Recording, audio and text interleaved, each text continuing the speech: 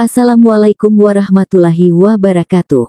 Selamat datang di channel As by Story. Jangan lupa like, komen dan subscribe serta aktifkan lonceng notifikasi agar tidak ketinggalan cerita menarik lainnya. Sekarang mari kita mulai ceritanya. Sabtu ini mereka semua datang ke rumah. Jeffy dan Gita sengaja menjemput dua anak itu agar mereka tak nyasar pulang untuk pertama kali. Jam 1 siang sesudah ekskul pramuka. Lucu juga lihat adik-adik Gita itu tak sabar menghirup udara di luar asrama. Jeffy membantu membawa beberapa barang bawaan mereka.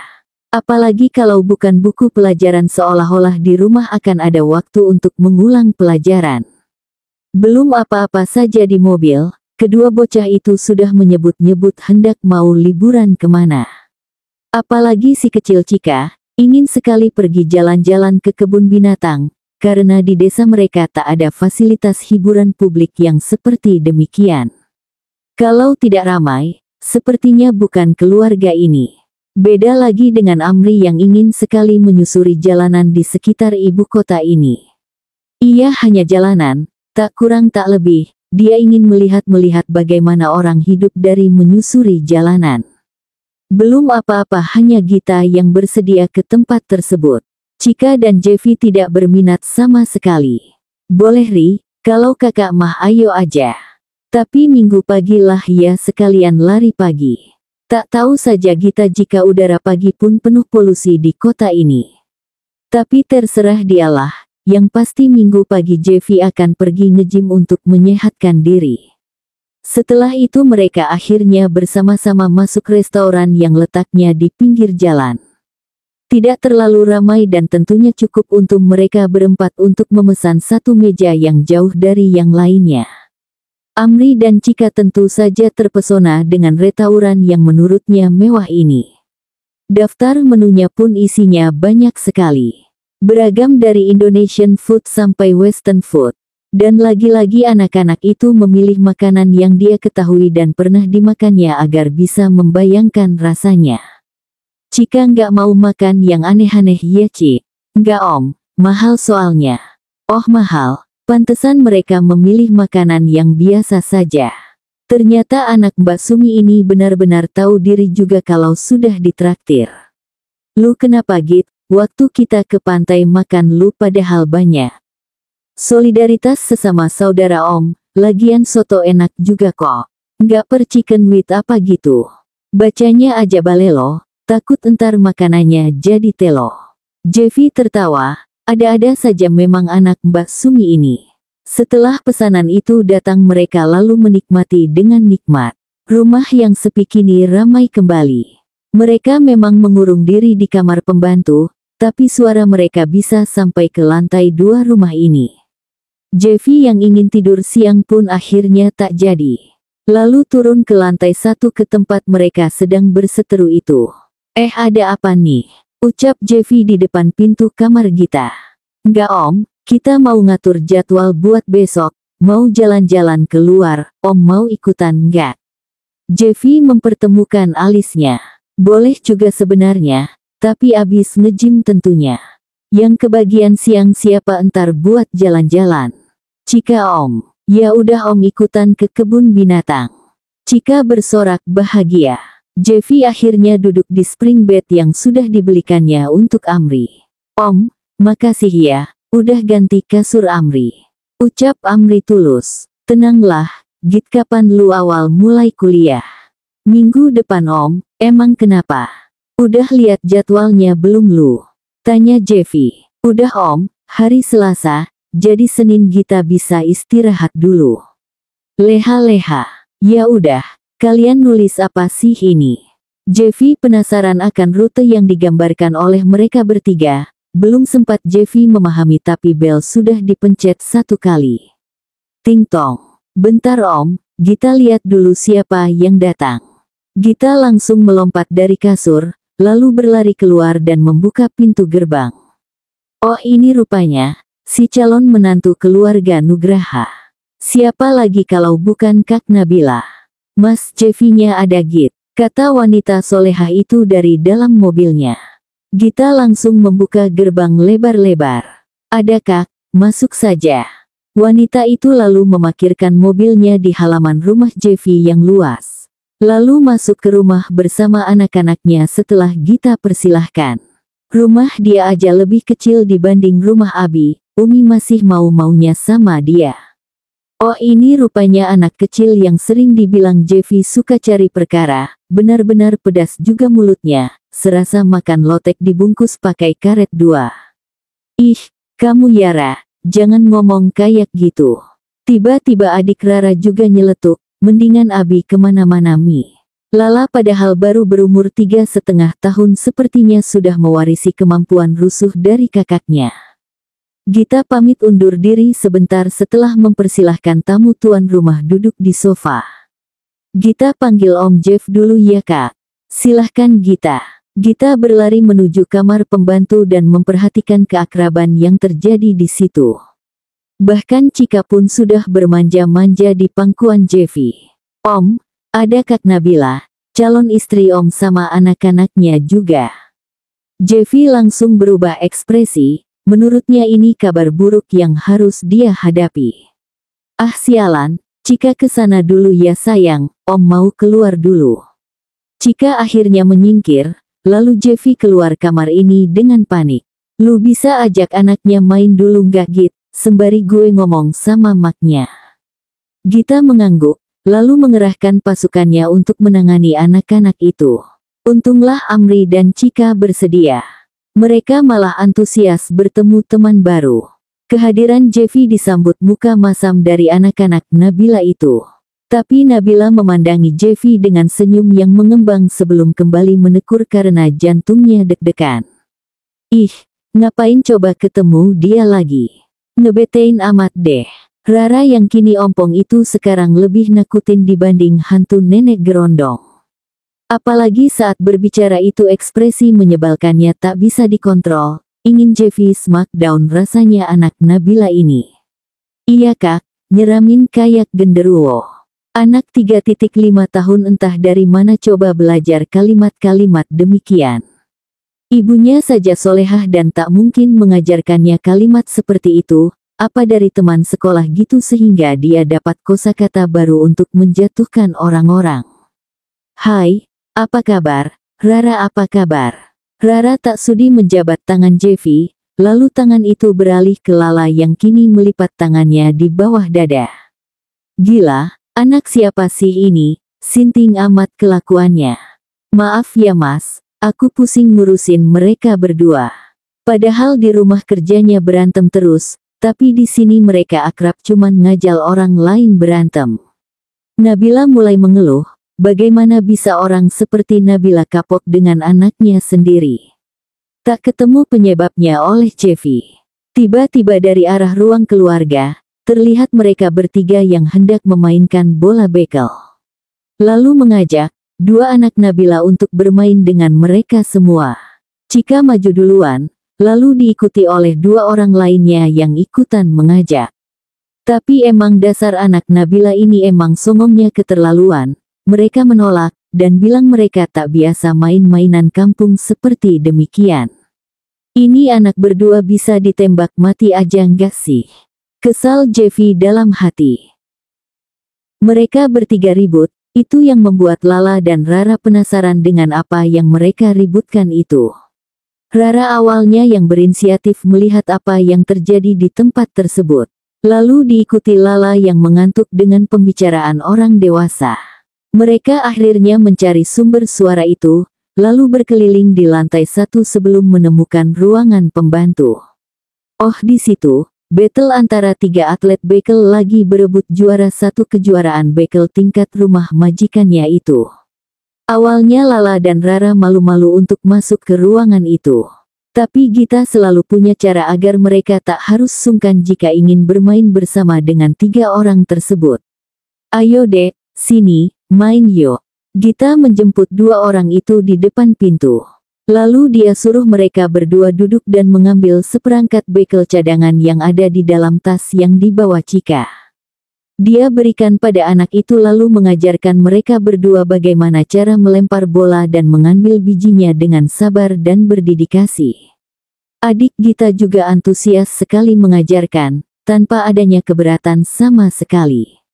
Mereka sudah bisa tertawa satu-satu, tak apatis lagi seperti tadi baru datang itu. Dari permainan bekel sampai ke ular tangga, tak terasa waktu cepat berlalu. Sedangkan Jeffy beserta Nabila masih di ruang tamu. Iya begitulah mas, aku juga punya masa lalu yang buruk, makanya Tuhan kasih aku ujian kesabaran lewat anak-anak aku itu.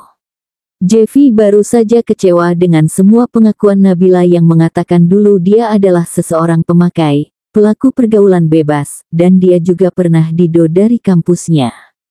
Ternyata pilihan yang dibawa ke hadapan Jeffy dari maminya pasti semuanya hampir sama latar belakangnya. Tapi yang ini rada benar saja karena sudah bertobat nasuha. Kamu bisa kayak gitu Bill. Kan orang tuamu haji dan hajah kan. Hidup dikekang itu nggak enak mas, aku ingin bebas meski caranya salah.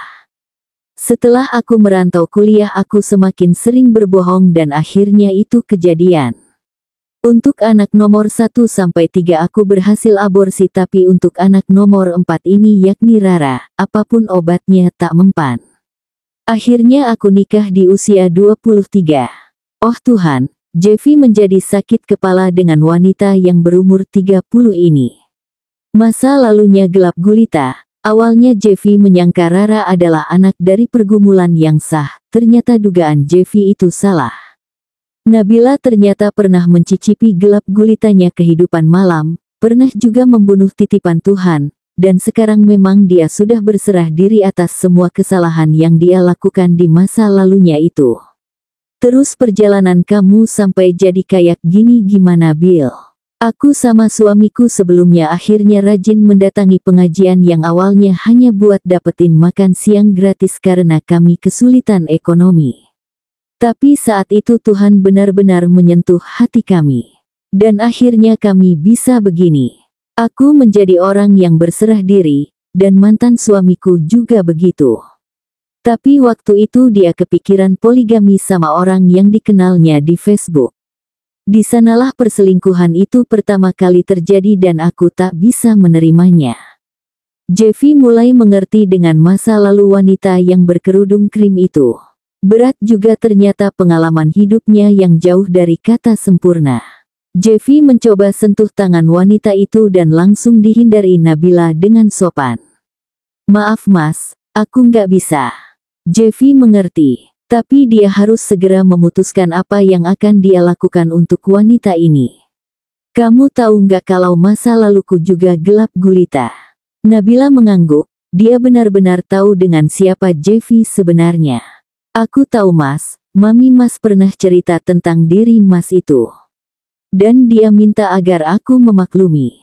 Terus saat aku bercerita tentang diri aku sendiri, dia juga mau memahami, alhamdulillah. Jeffy akhirnya memilih berpikir jernih, dari omongan Gita beberapa hari yang lalu saat mereka di kantor itu.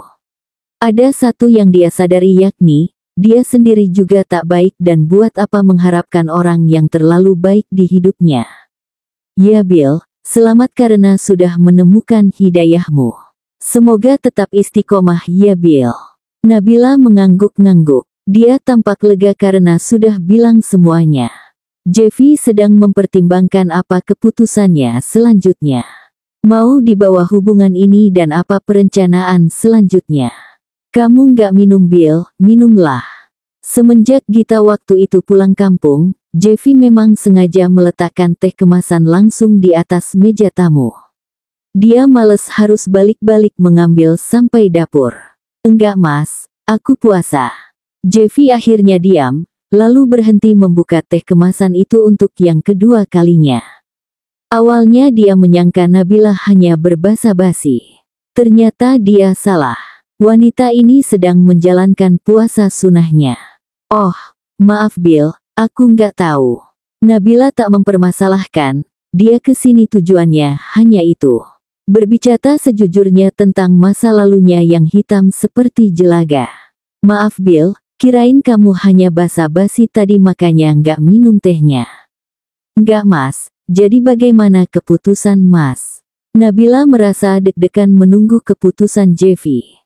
Dia sampai meremas bagian bawah gamisnya karena terlalu gugup. Jeffy merasa beban di kepalanya belum ringan. Dia butuh berpikir jernih sekali lagi, meminta pendapat siapapun itu. Lalu baru memutuskan untuk bagaimana selanjutnya. Kalau aku kasih kabarnya beberapa hari mau nggak Bill? Nabila belum bisa bernapas lega, tapi minimal dia sudah mencoba berbicara semuanya. Iya, nggak apa-apa Mas, aku nggak keberatan kok ini. Jeffy menelan ludahnya. Ditolak salah, kalau tak ditolak dia masih belum paham bagaimana dengan kejadian selanjutnya. Oke Bill, makasih ya. Iya Mas. Nabila dan Jeffy akhirnya datang ke kamar Gita untuk menjemput dua anak yang nakalnya bukan main itu. Kamar itu semakin ribut oleh anak-anak yang sedang sibuk mengocok dadu untuk memainkan ular tangga. Gita sebagai pemimpi permainan seperti sangat bahagia sentosa, karena hanya dia yang sedikit sekali coretan bedak di pipinya. Beda dengan Cika, Rara, maupun Lala yang mukanya sudah kayak mencit keluar dari tepung. Putih semua tapi tetap lucu dan mereka tak ada kapok-kapoknya untuk mencoba kembali. Nabila kelihatan bahagia. Anaknya yang biasanya selalu susah bersosialisasi karena menyebalkan akhirnya dapat membaur dengan orang lain. Jeffy apalagi, minimal anak yang dimusuhinya selama ini terlihat bisa kelihatan lebih manusia dibanding biasanya. Bahkan saat dia masuk ke kamar itu dengan Nabila, mereka berdua itu tetap ceria, dan tak kembali menohokkan belati untuk membuat Jeffy sakit hati. Tapi sudah patuh meski ibunya menyuruh anak itu untuk pulang ke rumah karena sudah mau maghrib. Pulang yuk, kapan-kapan kita ke Kak Gita lagi ya. Beneran ya Mi? Iya, ucap Nabila memberi kepastian. Kedua anak itu akhirnya bersalam-salaman dengan keluarga Gita. Semenjak hari itu dimulailah persahabatan di antara anak-anak yang berbeda ibu dan bapak tersebut. Jeffy merasa ada yang ringan dalam hatinya ini, mengetahui anak-anak yang selama ini sangat sulit dia kendalikan sudah berubah menjadi anak-anak yang sedikit tak cari perkara. Makan malam kali ini, Jeffy merasa sangat berterima kasih dengan ketiga anak yang duduk berjejer di hadapannya itu. Mereka juga bahagia karena dibelikan sate padang yang mereka sukai meski lewat jasa kurir pesan antar. Jeffy juga memakan hal yang sama dan memang itu yang Jeffy harapkan yakni menghilangkan perbedaan hidangan di meja makan antara saudara pembantu, dan majikan. Makasih Om Jeff, kami selalu disuguhi makanan enak hari ini. Maafkan kami karena belum bisa membalas jasa Om Jeff bagaimana. Amri mengucapkan itu saat makan malam baru saja dimulai. Walaupun dia lapar, tetap saja dia tak akan makan duluan bersama adik dan kakaknya. Tapi akan menunggu Jeffy menyendok pertama makanan itu ke mulutnya. Gue makasih juga sama kalian, karena sudah bisa menjinakkan dua gembelehe itu. Pusing tahu nggak tiap ketemu mental gue rasa dihancurin sama dua curut itu. Hush Om, calon anak sendiri masa dibilang curut sih? Kata Gita mengoreksi perkataan Jeffy. Jeffy santai, dia cuman berharap agar selanjutnya dua anak itu bisa lebih baik menerimanya. Tadi aja sudah syukur mau menyalami tangan Jeffy, itu pun dikompori Cika agar mereka hormat pada orang yang lebih tua. Tapi syukurlah, akhirnya mereka tergerak juga hatinya. Selamat makan untuk kita semua. Wah akhirnya, perut ketiga anak yang keroncongan itu makan malam juga setelah Jeffy menyuap suapan pertamanya. Mereka makan dengan lahap, emang sesuka itu mereka dengan yang namanya sate. Git, kalian sekeluarga doyan makanan ini banget ya? Ucap Jeffy penasaran karena ketiganya seperti makan tanpa bernapas. Iya Om, kami dulu kalau diberi santunan anak yatim, uangnya kami beliin ke sini dulu. Baru ke yang lain. Jeffy menghela napasnya. Benar-benar mengkhawatirkan keluarga ini sebelumnya. Masa makan sate saja dianggap sesuatu hal yang mewah buat mereka semua. Tapi untunglah dari mereka tak ada yang mengalami gizi buruk. Tapi ini lebih enak nggak sih Kak? Lebih kerasa dagingnya dibanding sate Ajo Predi di dekat balai desa, ujar Cika polos tanpa terbebani apa-apa. Iyalah Cik, ini belinya di restoran Padang tuh ada labelnya, kata Amri memberikan informasi. Cika mengejar tulisan di belakang bungkus sate Padang itu. Iya. Dia tahu karena kalau mereka ke kabupaten memang ada restoran yang bernama sama dengan itu. Jeli juga Amri rupanya, Jeffy memperhatikan itu jadi berdecak kagum. Ri, lu pengen jadi apa di masa depan? Pengen bikin jalan Om. Jeffy mengangguk-angguk, teknik sipil kayaknya jurusan yang cocok bagi laki-laki ini. Mau ngerancang jalan maksud lu kan? Bukan Om, mau bikin jalannya langsung. Di desa kami ada beberapa pemuda yang ke kota untuk bikin jalan. Terus kalau uangnya kekumpul balik lagi ke desa dan nunggu proyek selanjutnya. Amri ingin waktu kembali lagi ke desa, Amri nyambi jadi guru ngaji. Jeffy memukul kepala, aduh, anak ini pantesan selalu tergila-gila sama jalanan. Ternyata cita-citanya jadi buruh harian yang dipekerjakan kontraktor toh. Lah kenapa nggak lu aja yang ngerancang jalannya? Abis SMA pengen langsung kerja Om, kalau kuliah nggak tahu mau dapat uang dari mana. Gue yang bayarin, yang penting lu rajin belajar, dan di masa depan lu harus sukses, bagaimanapun caranya. Amri tercekat, dia lalu batuk-batuk karena makanan yang baru dikunyahnya salah masuk ke saluran pernapasan. Disekolahin saja di sekolah bagus dia sudah sangat bersyukur, lah ini mau dikuliahin juga. Om, Amri jadi nggak enakan sama Om, karena Om baik banget ke kami. Ibu kalian itu lebih baik lagi ke Om, udah sekarang makan ya, abis itu jangan lupa cuci kaki dan tidur yang nyenyak sampai besok pagi. Mereka semua mengangguk. Lalu melanjutkan makan malamnya sampai kuah sate yang tersisa mereka tambahkan nasi saking sukanya dengan makanan tersebut. Gita tengah malam dihubungi Jeffy yang galau dengan hubungan percintaannya dengan Nabila. Untung saja, wanita itu masih belum tidur, karena chatting sama Fares dulu sampai tengah malam. Gita kayaknya memang bucin dengan laki-laki tersebut, meski mereka tak ada hubungan jelas yang mengikat di antara keduanya. Pelan-pelan Gita keluar ruangan agar tak mengganggu adiknya yang tertidur lelap, lalu dia langkahkan kakinya ke lantai 2, tempat Jeffy sedang duduk di tepi ranjang dengan keadaan pusing 7 keliling. Om kenapa sih? Udah jam 1 loh ini. Lu yang kenapa udah jam 1 tapi online aja Diwa? Tanya laki-laki berpiyama Nafi tersebut. Ye, kan Gita cuman ngecek grup. Jangan bong lu, sini duduk. Gita mengikuti perintah Jeffy, lalu mendudukkan dirinya di dekat pria tersebut. Jadi ada masalah apa Om, kapan nikahnya? Jeffy loh yang akan menjalani pernikahan ini, tapi yang tak sabar adalah pembantunya sendiri. Nggak tahu, gue pun bingung. Nabila juga masa lalunya buruk amat, suka main laki-laki ternyata. Emang Om nggak suka main perempuan gitu? Ah. Perkataan Gita itu langsung menancap di hulu hati Jeffy. Tak disaring dulu. Emang ya kenyataan itu selalu menyakitkan dibanding proses menerima semuanya. Ya bukan gitu juga, dia aborsi 3 kali loh, Git. Om, Gita udah tahu tentang mantap-mantap dan mulai mengerti apa yang disebut dengan istilah kopulasi dan lain-lain berkat Om yang bilang tentang seks edukasi. Jadi ya Om, menurut Gita, emang selama ini Om gak buang anak Om sendiri gitu? Jeffy mendadak gagu. Sebenarnya benar sih, ada korelasi dengan semua itu. Bedanya hanya Jeffy tidak meninggalkan bekas apa-apa, dan tentu saja berbeda dengan wanita jika melakukan hal yang sama, apalagi tak memakai pengaman, kemungkinan hamil itu besar sekali. Ya gue tahu, tapi Git, dia juga pernah makai narkoba juga. Gila nggak sih itu? Gita menghembuskan napasnya kasar, lalu mengusap-ngusap punggung majikannya itu dengan hangat. Om tahu nggak penghuni surga yang paling banyak siapa?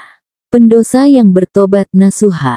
Gita aja suka lihat Kak Nabila, adem aja gitu bawaannya.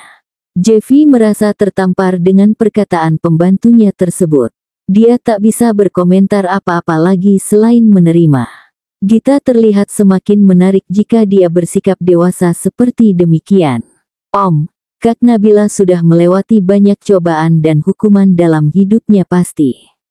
Tapi dengan seperti itu dia sebenarnya sudah banyak belajar. Lagian Om jika selalu punya ekspektasi untuk wanita yang tak punya kecacatan hidup kayaknya Om nikahin aja orang seumuran Cika. Lagian kalau udah dewasa ya kita pasti banyak dosa lah Om, namanya juga manusia. Jeffy diam 1000 bahasa. Dia pastikan ini Gita, si anak walinya yang suka bikin masalah itu, dengan meletakkan tangannya di kening gadis tersebut. Kenapa sih Om? Enggak, lu beda aja. Gue mulai paham kenapa lu bisa suka sama Fares. Oh ternyata ini. Gita kembali bersemu merah jambu. Ya itulah hidup yang harus dijalani.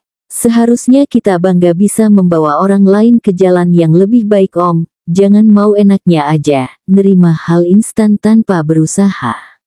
Kayaknya berubah bersama akan lebih menyenangkan. Jadi ingat proses yang telah terlewati apa saja. Ya mungkin, nggak seinstan itu juga prosesnya.